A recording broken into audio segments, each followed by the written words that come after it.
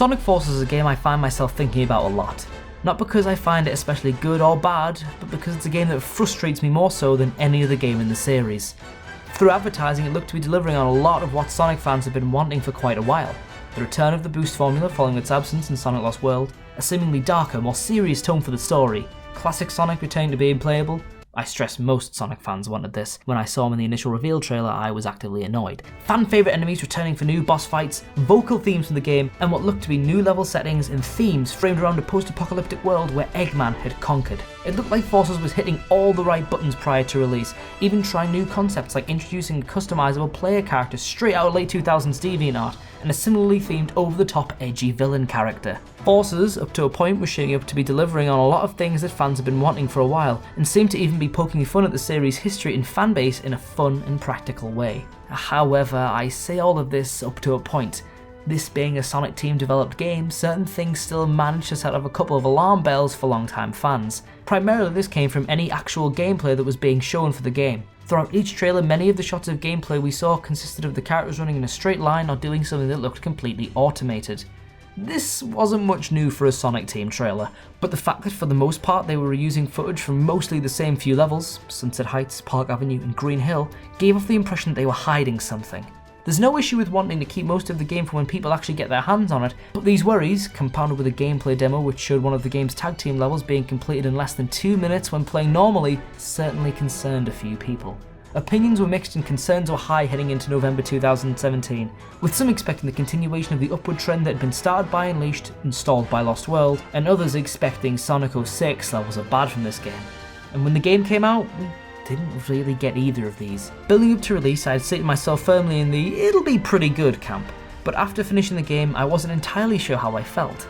I went from loving the game to just liking it, and following a replay of all of the levels sequentially, my opinion of the game fell even further, to now I'm at the point where I consider it to be in my bottom 5 worst Sonic games. Still, the fact that I keep finding myself thinking about the game must mean something, right? And so I'm making this video, which admittedly has been something I've been considering for a pretty long time. I mean, I'm only about 2 years late to the discussing Sonic Forces party. I want to allow myself to delve fully into what I think about the game, and really collect my own thoughts on each of its aspects. My thoughts on this game are sort of complex, so strap for me basically having a massive go at Sonic for 36 minutes. Oh no. While writing the script for this video, yes, I use scripts now, it dawned on me that despite the strength of my feelings towards this game, I hadn't actually played it for over a year, so I decided to go back through it. Initially, I remembered I thought the gameplay, in most areas, was fine. Not good, not bad, just fine. A good friend of mine played the game a few months back and said that he thought the game played better than he remembered and that his overall thoughts were more positive than when he first played it. So, prior to my playthrough, I was wondering if the same would happen to me, and that maybe my friend had a point. Then I replayed the game, and I also remembered that this is the same friend who cites Phantom Menace as his favourite Star Wars film. The gameplay of Forces is separated into 4 main styles: Modern Sonic, toting his boost gameplay from Unleashed, Colors and Generations; Classic Sonic, with a style akin to his appearance in Generations; the Avatar, who plays a bit like Modern Sonic but with some tweaks; and Tag Team gameplay, which combines the skills of the Avatar and Modern Sonic together. When the game was initially revealed, it was announced that the people who worked on Colors and Generations, 2 games which were praised for their Modern Sonic gameplay, would be working on this game as well. I alluded in my video on what I would like to see from the next Sonic title though that this wasn't exactly the truth, and it does really show here, as it feels like the people designing Modern Sonic's gameplay had no idea how they were going to handle him. Modern Sonic in this game can boost, slide, double jump and homing attack. That's it. No drift, no wall jump, no light speed dash, and the result of this means that the majority of Modern Sonic's levels are based around just holding the boost button and homing attacking enemy chains. Sonic Unleashed, which at the time of Force's release was almost a decade old and debuted the gameplay style Modern Sonic uses here, was also planned for doing similar things, meaning that Force's modern levels undo almost 10 years worth of progress on this gameplay style. The teams working on Unleashed onward tried hard to refine the boost gameplay to create levels that had a good balance of speed and platforming, which was at its best in Generations, but that's not the only thing that feels like it took a step backwards, because Sonic here just doesn't feel like he controls right. Whether it's the double jump feeling like I'm moving through tar as opposed to the air, the acceleration on Sonic being so peculiar that I'm either overshooting or undershooting simple jumps, or the fact that half the time it doesn't even feel like I'm even allowed to control Sonic in 3D, aside from moving forward along incredibly restrictive set paths which the game forces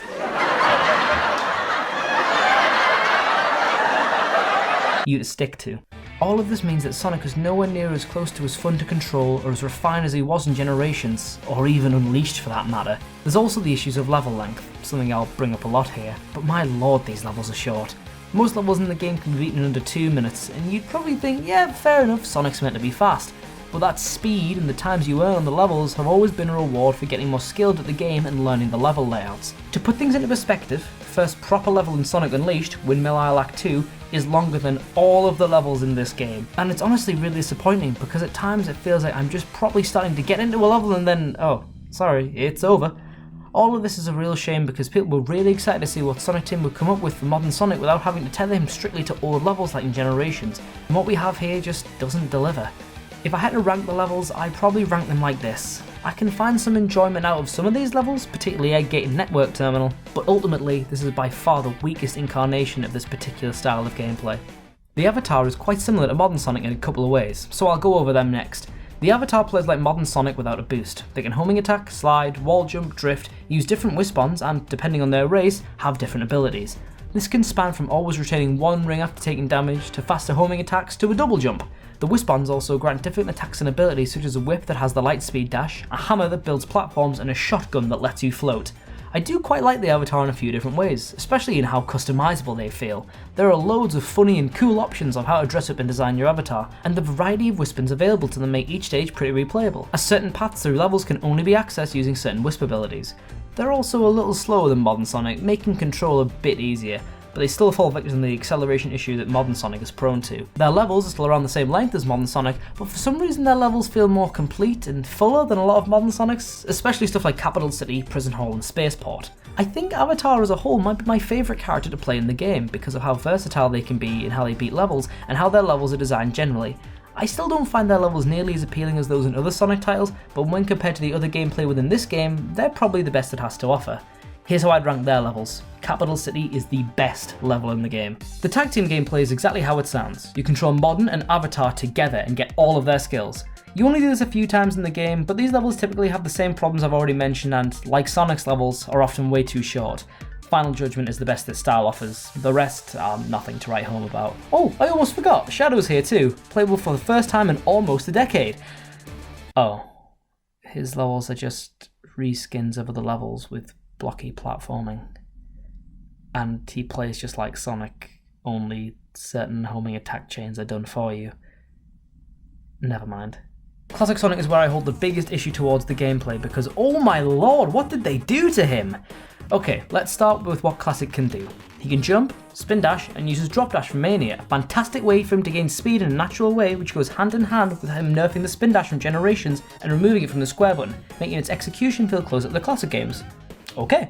The Badnik bounce from those games is back too, meaning hitting an enemy from a greater height will bounce you up just as high as when you hit them. Sweet. However, while these seem like good little updates, the style of classic Sonic established in Generations, they ultimately mean nothing for a couple of reasons. The first being, and here it is again, the acceleration. In the classic games and Generations, Classic had a smooth acceleration curve that made him feel good to control, and meant that even tight or difficult platforming challenges never felt impossible and was satisfying to nail, especially when combined with how satisfying Classic felt to control and how natural his jumping felt. In Forces though, because of the acceleration issues, Classic can go from feeling haphazard 1 minute because of how fast he speeds up, causing me to overshoot jumps, to losing close to all of his momentum in the air when I move the analog stick the tiniest bit to prepare for landings, meaning I undershoot jumps. These issues were present in other gameplay styles too, as I've mentioned, but Classic's greater emphasis on this type of platforming means that he suffers the most from it. I also think he suffers most from the game's level design. During the development of both Forces and Mania, Christian Whitehead, one of Mania's devs and the man responsible for the good version of Sonic CD, commented that it's all about pace and rhythm when designing classic style Sonic, and that his interactions with the environment and how said environments are designed are pivotal given Sonic's limited moveset. Forces, however, includes none of this, with its blocky and peculiar level design meaning that Classic struggles to establish anything close to a rhythm in his levels, and because of how they're designed, struggles to get any sort of interaction with them through rolling, which is literally one of his 2 moves. Because of this, Classic has a much harder time feeling like himself within Forces. Also, while Classic doesn't have quick time events or clearly automated section as levels, he still manages to feel the least involved in terms of gameplay. Whether it be his levels being designed as hold right to win, hidden springs in the ground meaning that if you mess up a jump it literally doesn't matter, or just meaning that you don't even have to jump yourself, or one of his levels literally having only one enemy. While I stated earlier it feels like the team behind these levels had no clue on how they wanted modern Sonic levels to be designed, it feels like they had even less of an idea of how to handle classic Sonic, and just end up treating him as if he was modern Sonic in 2D, which couldn't be further from the truth. While modern is probably still as simple in terms of design, he and the Avatar have the advantage of having different level segments to their levels, switching between 2D and 3D and having other abilities like grinding and things like the quick time events to make it feel as if there's something going on in their levels, even when there isn't. Classic doesn't have this luxury because of him being locked entirely to 2D, making his levels feel the most hollow and least involved purely by virtue of the game's approach to 2D sections affecting him the worst, as while the overly simple platforming and design of the game's 2D sections are only a part of Avatar and modern Sonic's levels, they make up the entirety of every classic level. All of this amalgamates to make classic Sonic the most dull and underdeveloped part of the game, and the way classic turned out in this game always confused me. He feels, from a design standpoint, like a last minute inclusion, having the least levels and least involvement in the story, but that can't be the case as he was featured in the initial reveal trailer for the game. I don't know, that just always struck me as weird, how he feels the least finished yet he was there from the start. If I had to rank his levels, I'd rank them like this. Death Egg is actually surprisingly fun and is his best designed level with the best platforming and a couple of alternate paths. I also have a soft spot for Iron Fortress and Ghost Town. The rest of his levels though, I never intend on playing again. The boss fights in this game aren't really anything to write home about either, but to be honest, I don't think the series, save for Generations and arguably Unleashed, has much of a reputation for stellar bosses anyway. Forces intrigued fans early on with the idea of returning villains getting new boss fights, but not all of them do. In fact, the two who would likely provide the most intriguing encounters, Chaos and Shadow, are the only ones who get snubbed. The boss fights we do have are Zavok, 3 fights with Infinite, the new villain, the Egg Dragoon, Metal Sonic, and the final boss, and like 3 of them, arguably 4, are okay. The Zavok fight is a rare instance of a more static, entirely 3D modern Sonic boss fight, taking place on a small platform where you avoid enemies and Zavok's attacks. It's certainly a change of pace from most of the 3D Sonic bosses from the last decade, but the way you damage him just feels backwards. See, while in most games you'd want to jump when an enemy hits the ground intentionally because, you want to dodge their attacks, in this fight you stand still and let him hit the ground close to you so that you can get launched up to hit him. Despite this being against what literally any other game would teach you, I do sort of have a soft spot for this fight. The music is one of my favourite tracks in the game and the boss is a nice change of pace for what we're used to, so overall not awful. The next fight ain't too shabby either, pitting modern Sonic against Infinite in a Lost World style max speed section. The fight is overly easy, in fact you can beat it without him even coming close to attacking you, but one cool thing that every Infinite fight does is that if you do somehow manage to get hit, the level and the fight changes, with more hazards appearing for a limited time due to the influence of the Phantom Ruby making the fight harder. I really like this touch a lot and wish it was used to a fuller effect, but as it stands the fight is overly easy but okay. Nothing more, nothing less. Next, we have Egg Dragoon with Classic Sonic. In a fun twist, the fight opens with the first boss from Sonic 1 before transitioning, which is pretty cool I guess, but once it becomes the Dragoon, the fight, despite being my favourite from both Unleashed and Generations, becomes incredibly dull and you never actually directly interact with the boss, instead you launch rocks that he throws at you back at him. Thrilling. The second Infinite fight with the Avatar is the best of this mediocre bunch, a close quarters confrontation. The Phantom Ruby effect from the first fight is used well here, and by god it actually feels sort of difficult to dodge some of his attacks, combined with another sick remix of Infinite's already great theme, and we have a pretty good boss fight. Thumbs up. The next boss fight is against Metal Sonic, who for some reason is giant? It's a below average modern Sonic boss, quick step to dodge his energy walls, or him when he does his big telegraph charge attack, and spam homing attacks, or use the Void Wisp on to destroy his shield. Probably the weakest fight in the game. The next boss, the final Infinite fight, is literally the exact same as the Metal boss, but with an extra Phantom Ruby attack. This is a real letdown for both gameplay and music, and considering the praise I had for the other 2 Infinite fights, this is probably the most disappointing fight in the game. Not the worst, just the most disappointing. Lastly, the final boss is a big 3-phase brawl with an infinite looking Death Egg robot. In the first phase, Classic Sonic throws rocks back at him. Then, the Avatar moves slowly on a 3D section, dodging shockwaves by the way, before launching at his weak point. And then we have the final phase, where all 3 characters fight the Nega Wisp? Again? Is this literally the only final boss they can think of now for modern Sonic? Even in the games that use this formula, there's examples of bosses doing things that other than just, "Oh, look at this, I've taken up 2 lanes, where you gonna go?" So turns out the only reason the Zavok fight was so different and the Dragoon fight had a weird way of fighting him is because it's basically just practice for this final fight. So essentially, the final boss is just 3 recycled fights mashed into one. I like the second phase with the Avatar enough because, hey, there's a couple of ways to handle the fight in terms of how you damage him, But the rest of the stuff we've seen before. Despite this, I do enjoy the final two phases of this fight more than most of the other fights in the game. But still, it's not exactly a stellar way to end things off. As I said before, these fights are all okay at best and dull at worst, with the clear stand-up being that second Infinite fight. If I had to rank the bosses, I'd put them like this. Honestly, this is probably the second weakest set of fights in the franchise, with Lost World being the only game weaker boss encounters. As you can probably tell, the gameplay as a whole is pretty underwhelming, and while there is some fun to be had with certain levels, the majority of the package feels like an unfinished and badly designed mess.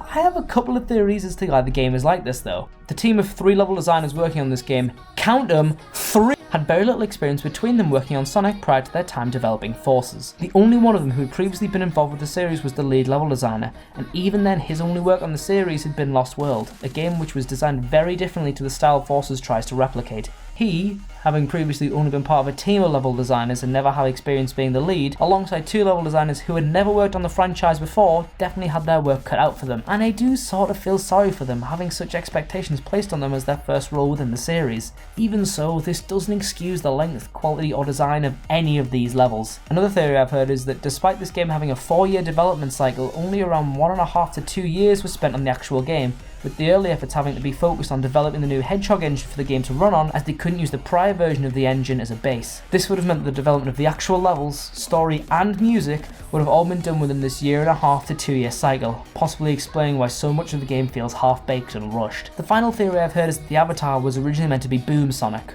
but after Boom tanked, they needed to gut him from the game and design a whole new character and gameplay style to replace him, hence the avatar. There's nothing confirming this, but this odd piece of promotional art, the lanky stature of the avatar's grappling hook functioning similarly to Boom Sonic's Enerbeam, and the fact that the final boss looks very similar to Lyric, can't help but get some cogs turning. Nothing about those last 2 ideas has ever been hinted at or confirmed by anyone at Sonic Team, and I'm not trying to make excuses for the game, but one or more of these explanations would make a lot of sense as to why Forces feels as unfinished from a gameplay and level design standpoint as it does.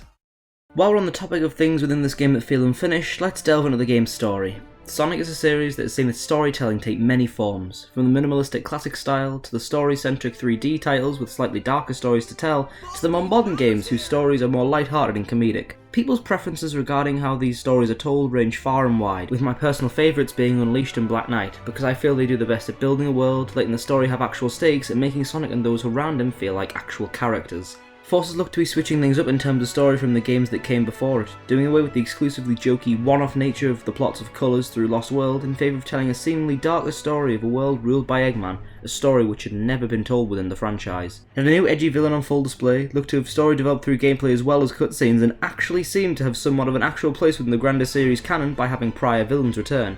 While I recognise that the dark style of Sonic storytelling isn't everybody's cup of tea, intrigue was still high prior to release, and the true ending of Sonic Mania seemed to only exasperate this, with it more or less seemingly to be explicitly linked to Forces. It's because of all that though that I find it frustrating to say that, astonishingly, despite an interesting premise with elements of prior Sonic stories that fans enjoyed, the plot of Forces manages to be the most ridiculously plain story in the entire series. To get a grasp on why I think this though, I think we best return to the beginning and see the basis of the story. Prior to the release of Forces, Sonic Team collaborated with Sonic comics writer Ian Flynn and illustrator Adam Bryce to release 4 prequel comics for the game. This consisted of 4 short stories which served to establish certain elements that would be important within the game. A resistant soldier helps the Chaotix repel an invasion by Eggman's army, Silver returns from the future to warn Knuckles of impending danger, leading them to establish the resistance, Shadow and Omega's reconnaissance mission goes horribly awry, leading to Omega going missing after challenging Infinite to a fight, and Eggman finds the Phantom Ruby, studying it and using its power to repel a squadron of thieves, recruiting the strongest one of them as his general, who would become Infinite. In concept, I like this idea a lot, and it's something that will continue with Team Sonic Racing. Releasing supplementary content alongside or prior to a game's release is a cool way to get fans excited for the world the game is set in, and the Forces comics made it feel like, despite lacking presence since arguably 06, Sonic's friends would finally feel important again. But even when these comics were coming out, I couldn't help but be slightly worried. In the back of my mind, despite enjoying the comics enough, I was worried that they were being made to make a more shallow story feel deeper, and unfortunately this feeling turned out to be correct. The main story of Forces, gameplay included, can be beaten within 3 hours, making it one of the shortest games in the series when all is said and done. Here's a quick summary of the story to help you understand what's going on. We open on Eggman in his lair gloating that his new invention is finally going to be the one that will kill Sonic. Sonic rushes to Sunset Heights to stop Eggman's army from attacking it, only to be attacked and defeated by Infinite alongside the returning villains. 6 months pass, it's presumed Sonic is dead, and Eggman conquers the world. It's at this point that the Avatar joins the Resistance, and we find out that Sonic is not dead but held captive on the Death Egg, with his execution happening soon. Resultantly, the Resistance steal a spacecraft and head up to the Death Egg to try and free Sonic. While this is happening, Tails tries and fails to fix Omega before being attacked by Chaos Zero. Just in time though, Classic Sonic emerges from the portal we saw at the end of Sonic Mania and rescues Tails, who literally sat there cowering the entire time. Due to the Resistance's efforts, Sonic is freed and escapes the Death Egg and rejoins the fight, and takes off for Luminous Forest in order to back up Silver, who's having a one-on-one confrontation with Infinite. During that fight, Infinite drops a Phantom Ruby prototype. Tails and Classic Sonic begin searching for Sonic, as Tails believes Sonic isn't dead yet, but end up finding Eggman and Infinite having a conversation in Green Hill in which Eggman is basically saying, "Get rid of those Ruby prototypes," and Infinite's like, "I already did that, man, it's fine, don't worry." After a brief scuffle, Eggman basically says, "Tails, you got 3 days to beat me, otherwise I kill literally everyone, goodbye." Tails and Classic Sonic rejoin the Resistance, and the plan is launched to defeat Eggman in his capital city. This does not go very well, as Infinite's Phantom Ruby powers basically make it so 80% of the Resistance die before he fights the Avatar one-on-one. Avatar survives the fight with Infinite thanks to the Phantom Ruby prototype, making it so he can counter his powers, and the Resistance regroup. A new plan is put into motion. Destroy the Death Egg to weaken the Phantom Ruby's powers. The second attack on Eggman's capital city goes a little bit better, but Sonic and the Avatar are sent to null space by Infinite. They just leave, then Eggman runs away. It's at this point the Resistance has taken back much of the world and decide to attack Eggman's fortress directly. Things seem to be going okay as a big battle kicks off between the Resistance and Eggman's forces, but Infinite basically gets sick of this and tries to drop the sun on people. The Avatar manages to use the prototype to save the day by cancelling out the giant sun, and Sonic and the Avatar then fight and defeat Infinite and destroy Eggman's base in the process. It's at this point though that Eggman reveals a new Death Egg robot that looks suspiciously similar to Lyric from Sonic Boom, but that's defeated by the two Sonics and the Avatar working together. Classic Sonic disappears because he has to go back to his own dimension, I guess, and that's the end of the story. Sonic basically says, "Let's fix the world, everyone," because it's an environmental message. The end. And that's it. What looked like it was going to be one of the most interesting stories in the history of the series turned out to be one of the most empty and dull. I don't understand how the writers, after using perhaps the most interesting premise possible at this point in the series, which they can now never use again by the way, managed to take it literally nowhere. Classic Sonic feels a complete afterthought despite being present in the game from its first reveal. Eggman feels a complete non-entity in a story that arguably should feature him more than ever before. The returning villains do literally nothing, and Infinite, the new villain, just doesn't make any sense when you think about it. Okay, quick disclaimer, in concept, I absolutely love Infinite. He's a massive jab at the fanbase and their tendency to make stupidly edgy original characters. He has an equally delicious vocabulary and theme song accompanying him, but his origins just make no sense. It feels like, from a story standpoint, the game can't seem to decide where him and the Phantom Ruby come from. In the comics, Eggman finds the Ruby after it enters his dimension from Mania and recruits Infinite after seeing his potential to be a general. In the game though, Eggman is implied to have made the Ruby and Infinite, with Amy even saying that Final Judgment is the place where Eggman built Infinite. So which is it? Did Eggman build Infinite in a test tube like the opening cutscene, or was he recruited like in the comics? In episode Shadow, Infinite is shown to be some dude working for Eggman as the leader of a defense squad, but in the comics his squad were there to attack Eggman and Infinite abandons them after he recruits them, so why are they there as well? It honestly feels like the comics and game are written completely separately simply because of how much they contradict one another rather than complementing each other like I'm sure they were intended to do. My biggest problem with the story of Forces though, similar to Lost World, comes with the characters. Did you notice how in my summary I didn't really refer to any specific characters outside of Sonic, Infinite, Eggman, Avatar and Tails? It's because, like in Lost World, the other characters don't really do much of anything. Despite the pre-release comics seeming to indicate that the wider cast will be much more of a factor within the game, sadly this isn't the case. Save for one scene, most of the cast aren't seen to be doing much of anything of note for the entire game, preferring to take a tell, don't show approach to storytelling. The only non-playable members of the cast who are actively seen to do something other than one specific scene are Tails and Silver. I don't understand why they made it a point to feature most of Sonic's friends in the game when most of them do close to nothing except chat to you over a radio. Why not make them cameo during levels? Like in Spaceport when we're told the Chaotix are there alongside us, but we never see them. Have them run near us at certain points. Have them impact the level in some way other than just verbally. Otherwise, why even have them there at all? The only character who feels somewhat like they do something or show something we haven't seen from them a long time is Silver, who shows great determination and courage in fighting Infinite, yet recognises the dire situation he and the Resistance are in. I like Silver a lot, and I hope in the next game he's featured and he gets to show more of his personality, because I love this little loser. My issues with the wider cast don't even come close though to the character issues I have with Sonic and Tails in this game. The game tells us that after he's defeated in Sunset Heights, Sonic is abducted and tortured for 6 months. Yet he emerges from his captivity after escaping the Death Egg literally no different to when he was captured. He's not any more serious or wanting to pay Eggman back any more than usual. I'll pay back Eggman for putting me in this jam later. Like, does that sound like a victim of torture talking about their capture of 6 months? No.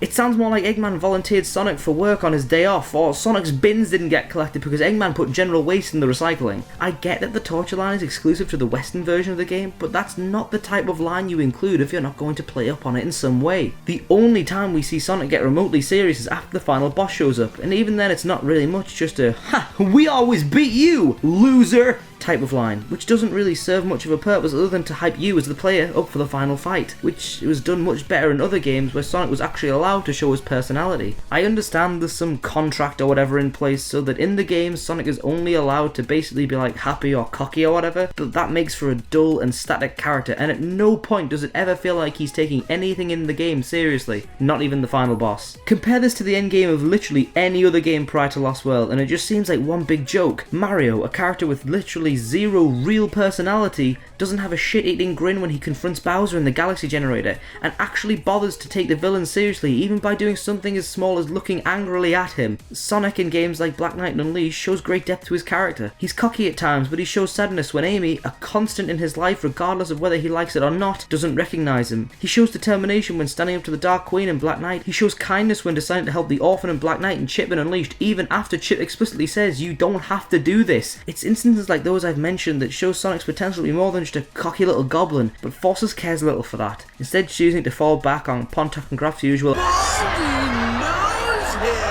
style of writing for the character. But after like 10 years of the same jokes and style of humour, it honestly just feels old, and that they don't actually know how to write Sonic as an actual character anymore. Despite all of this, I feel it's Tails who gets the worst treatment, and honestly this game feels like the culmination of how he's been written for the past decade. Tails in the adventure games, even all the way up to 06 and Unleashed, actively contributed to the adventure in some way. He fought against Eggman and the other villains, he would make plans of action, he was willing to risk his life for others, and always had his friends back no matter what. Starting with Colors, Tails begins to take a more passive role within the story. He makes the translator, keeps up with Sonic's progress of dismantling the park, and he's willing to fight the Nega-Wisp until Sonic decides to go it alone. Despite this though, he still felt like he was actively contributing, and even after the point where he gets shoved into the capsule and sent to Earth, he still tries to get in contact with Sonic to give him vital information.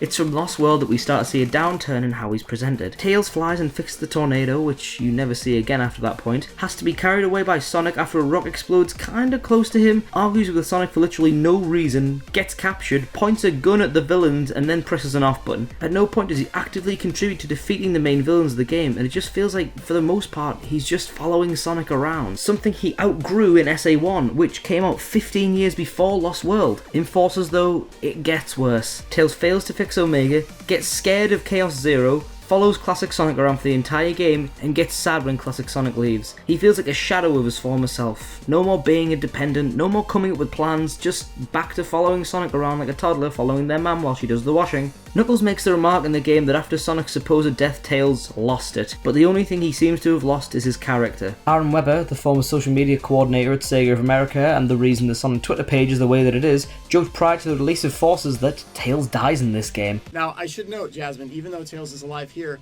it doesn't change the fact that Tails dies in Sonic Forces. I just want you to be aware of that. Okay. But now it feels like that maybe wasn't so much of a joke after all.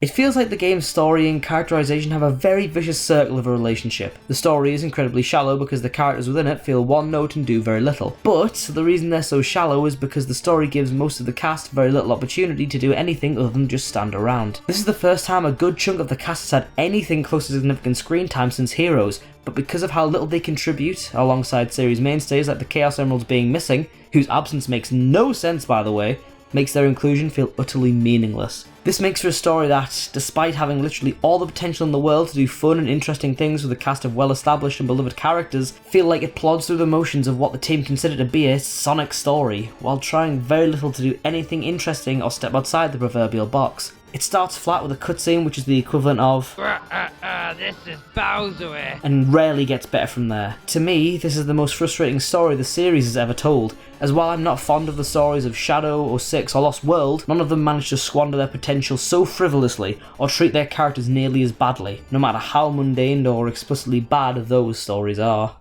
While I said at the beginning of this video that I think about this game a lot, it's actually been a while since I gave the soundtrack of the game, outside of a few select tracks, any significant thought. Sonic games have a reputation, regardless of how good the game itself ends up being, of having pretty stellar soundtracks attached to them. And while this rule isn't without its exceptions, it's more often than not the case, even with games considered to be big poo-poo, like Sonic 06, Sonic and the Secret Rings, and Sonic Adventure 2. Can I say that? Is that going to offend someone? To get myself ready for this video, I recently listened back through the entire soundtrack to see how it held up, and much like the rest of the game, my feelings regarding the soundtrack are sort of complicated, but I wouldn't say it's outright bad. The soundtrack of Forces takes on a very different style for each of the playable characters. Modern Sonic has upbeat, rock-style tracks with lots of synth to fit the game's theme of Eggman having taken over the world. Classic Sonic's themes attempt to imitate a Mega Drive-esque style, and the Avatar character gets a vocal track for every single one of their levels. To start positively, I think the Avatar tracks do a really good job of fitting the levels they're paired with. While they're not songs I find myself revisiting, they all do a good job of matching the aesthetic and tone of each level that you play, ranging from hopeful to determined to even a little melancholic. The Avatar soundtrack does a good job of getting me invested in the level I'm playing, and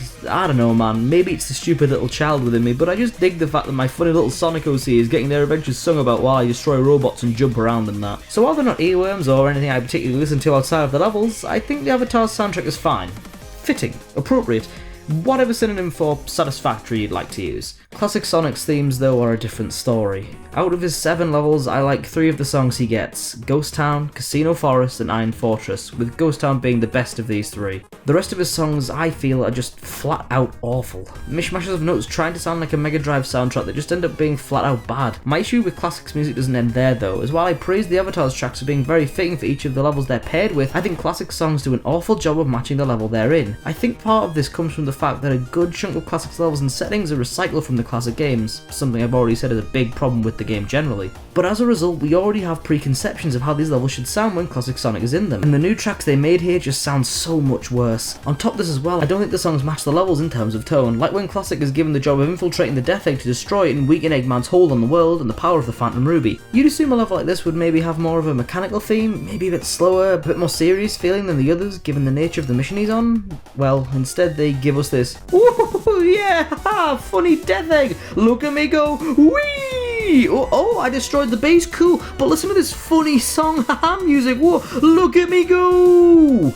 As you can probably tell, I'm not very fond of the music Classic gets in this game, and while I can enjoy things like Ghost Town, his super theme and Iron Fortress to an extent, his music is something I generally didn't enjoy, both during my first playthrough and almost 3 years later now. To finish on a lighter note, I will say that I found a lot of modern Sonic tracks to be fine. He has a couple standout themes: Luminous Forest, Egggate, Mortar Canyon, Battle with Death Queen, and while I haven't mentioned the rest, they're all like, fine. They all feel Sonic-y enough, and I like that because of Eggman conquering the world, the soundtrack matches it by having a very mechanical feel with lots of synth for modern Sonic's levels. It's just a really nice touch. The vocal themes are also a very welcome addition, and I like them all a good amount. It's nice to see the series returning to having actual vocal themes alongside the orchestral ones, which in this game are also fine. So overall, while a lot of level themes are okay at best, there are a few standouts, just not enough to make me revisit the soundtrack as a whole terribly often, and given how high expectations surrounding Sonic soundtracks are, this one honestly might be one of the weakest I've heard from the series. Still though, not awful. Sonic Forces honestly feels like such a monkey's paw of a game. For every positive aspect it brings to the table, there's also something negative to go along with it that hinders your enjoyment of the game. Boost gameplay returns, but the levels are shallow and set pieces are relegated to QuickTime events. Classic Sonic is back with original levels, but a good few of his levels are reused from the classic games and he controls terribly. The story is a lot more serious and less haha funny, but not really. And it stumbles over itself a lot, and it's incredibly shallow, and it also butchers certain characters. Classic villains return for all new boss fights alongside a new villain. But 2 of the 4 returning villains don't get boss fights, 2 of the bosses are just copy-paste of each other, 1 is outright reused from Sonic 1, and the final boss is just a Nega-Wisp from Sonic Colors for the 3rd time. Everything that the game looked to be getting right has this weird caveat to it, and despite how the game was shaping up during its development, it feels like it's constantly taking 1 step forward and then 1 step back. Sonic Forces is a game that looked like it was filled with nothing but good intentions from its advertising. It looked like an honest-to-God attempt from Sonic Team to make something that would make every partition of the fanbase happy, which makes how the game turned out seem even more unfortunate. To me, the game itself reflects a big problem the franchise at large has had for a number of years now. The over-reliance on nostalgic callbacks, trying to rehash old ideas and levels to celebrate Sonic's history, But this is all the series has done for the past decade, and it feels like pure laziness as well as conveying an attitude of, if we reference the old games, people will buy it. Sonic Team seems to have had this play it safe attitude for over a decade now. It feels like ever since 06 was ripped apart in reviews that they've been too afraid to stray outside the box when thinking of ideas. They found something that worked with the Boost trilogy. Only Sonic, light-hearted comedic story, lots of throwbacks and references, and I've tried to stick strictly to that for the past 12 years, making the series as a whole feel stagnant. In a way, I do genuinely feel sorry for them though, as they've been ridiculed and made fun of by fans and critics alike for anything that doesn't fit this mould. Werehog, too slow, silly and different. Unleashed as a whole, too long, too boost to win. Black Knight, silly waggle controls. Sonic with a sword? No thank you. Colours and Generations, too short. Lost World, stupid gimmicky controls with generic level themes. Forces. I think you get my point. Something needs to change about this franchise, and I really hope Sonic Team can learn from Forces in a meaningful way which can help them improve the series, but to say I'm skeptical that will happen is an understatement. It feels like all too often Sonic Team look at their mistakes and fail to recognise the good they've been able to do for the series in the past decade, and with the attitude the internet seems to have towards the Blue Blur, I'd really not be surprised if they have this view of their work. According to Sega, the next big year for the Sonic franchise is going to be 2021. Sonic's 30th anniversary, and for the sake of the series, I hope it delivers on something good. Personally, given their habit of playing it safe and the trends of remasters and remakes in recent years, I could definitely see the 30th anniversary game being something along the lines of an SA1 remake. But while I love SA1, I'd rather the series take a page from Sonic's theme from that very game in the fact that it won't look back because it doesn't need to. I want the next title to be something fresh, something interesting, something fun, something that Forces could have and should have been, but ultimately wasn't. And for the love of God, don't include Green Hill Zone again. Hi everyone, this is Hob Hunks here, and I just want to say if you've made it to this point in the video, thank you so much for watching. This is a video, like I said at the beginning, I've been considering making on and off for like 3 years now, and finally I've had the self-confidence and the time to actually do it, so thank you very much for watching, and see you in a bit.